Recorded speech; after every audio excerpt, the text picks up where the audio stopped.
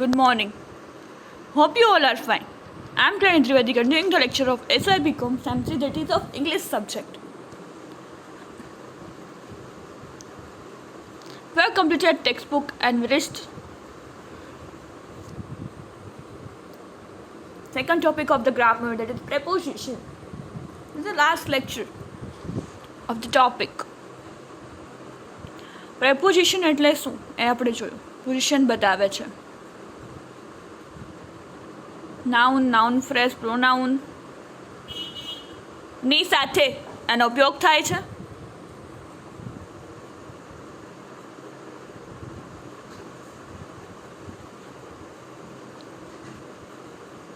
આપણે એક્ઝામ્પલ્સ જોયા. હી smiled at Anju, એણે અંજુની સામે સ્માઇલ કર્યું. Prema kept pen on the table, table ઉપર. Were good to her, good to એની સાથે, ની સાથે. મીના ઇઝ ફોન્ડ ઓફ, એને શોખ છે વાંચવાનો, રીડિંગ. પછી આપણે એક્ઝામ્પલ્સ જોયા કઈ રીતે વાક્યમાં પ્રેપોઝિશનની વર્ડ અને ફ્રેઝની રિલેશનશિપ બતાવાય છે. કે ભાઈ સ્ટૂડ અંડર ધ ટ્રી, અમે લોકો ટ્રી ઝાડની નીચે ઊભા હતા. Position you fell into a well, ક્યાં પડ્યો તો કે કૂવામાં. Into. She rush towards me, મારી તરફ દોડીને આવી. Towards. They are in the classroom, ક્યાં છે તો કે ઇન ધ ક્લાસરૂમ, ક્લાસરૂમની અંદર. પોઝિશન બતાવે છે. Look at, at. I couldn't do that work without your help. Without. Describe the sweets among children. Distribute the sweets among children. Among, ની વચ્ચે.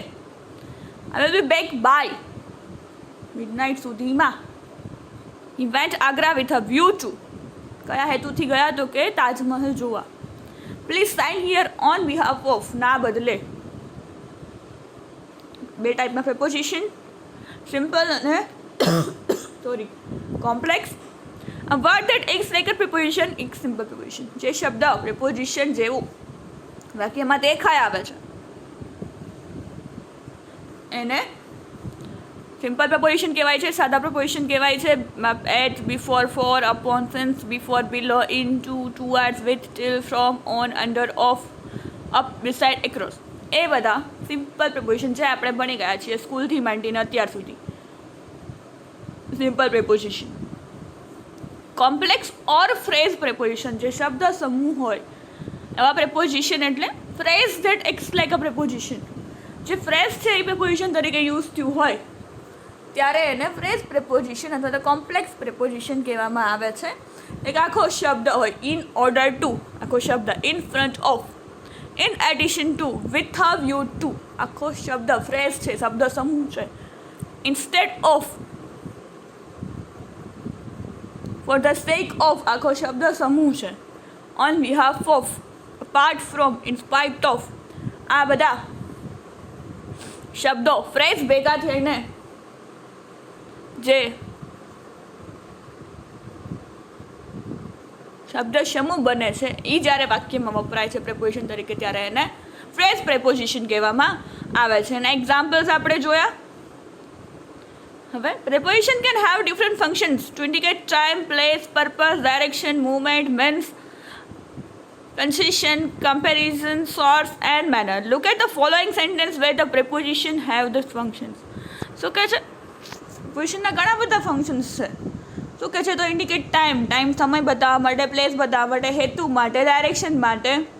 તો કયા કયા પર્પઝથી ક્યાં વપરાય છે? એક્ઝામ્પલ્સ જોઈએ. Sudha sits between Saroj and Usman. Position બતાવે છે કોની વચ્ચે તો કે સરોજ એન્ડ ઉસ્માન. બિટવીન એ પણ એક પ્રેપોઝિશન છે. Vijay went from Kanpur to Ahmedabad. From and two.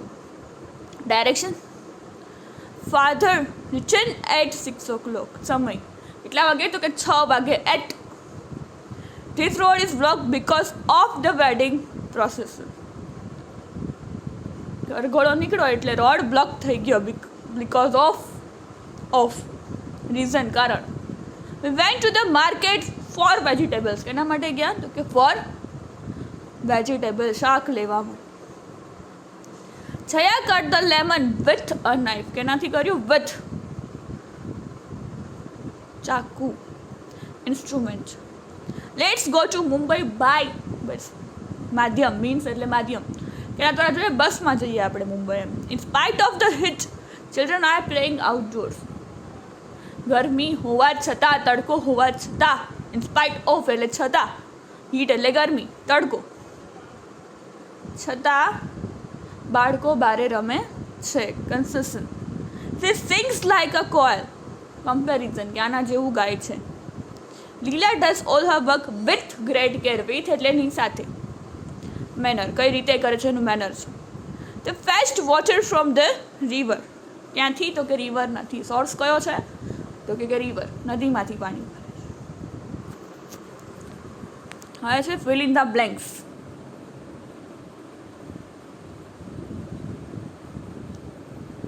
Every day Pura goes to market. કેટલા વાગે જાય છે? At 7 AM. All school children should be in class by 7:30 AM. 7:30 સુધીમાં તો બધા ક્લાસમાં હોય છે.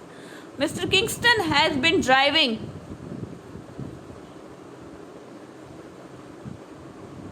for 5 hours. 5 કલાકથી ચલાવે છે. The teacher says you have to hand your homework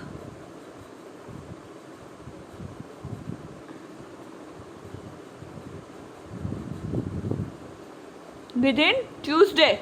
She has been waiting for her friend.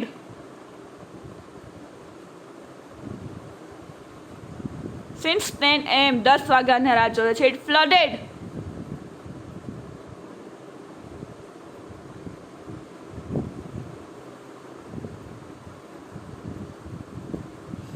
In December last year. You have to wait till Monday for the 0 level examination result. During the Second World War, many people died. Please wait for me until I come back from school. You cannot enter the museum before 9 AM. 9 વાગ્યા પહેલાં તમને enter નહીં થવા દે. આ રીતે fill in the blanks પૂછાય અથવા તો અંડરલાઇન કરેલો વર્ડ હોય કે કોઈ ભાઈ વાક્યમાંથી પ્રેપોઝિશન શોધવાનું કે અને આવી રીતે કાઉન્સમાંથી લખવાનું કે આ રીતે પ્રેપોઝિશન પૂછાશે સિલેબસમાં. એટલે કાઉન્સ આપે એનામાંથી સાચું પ્રેપોઝિશન ત્યાં મૂકવાનું અથવા તો વાક્ય હશે એમાંથી પ્રેપોઝિશન શોધવાનું હશે. આ પ્રમાણે પ્રેપોઝિશન પૂછાશે.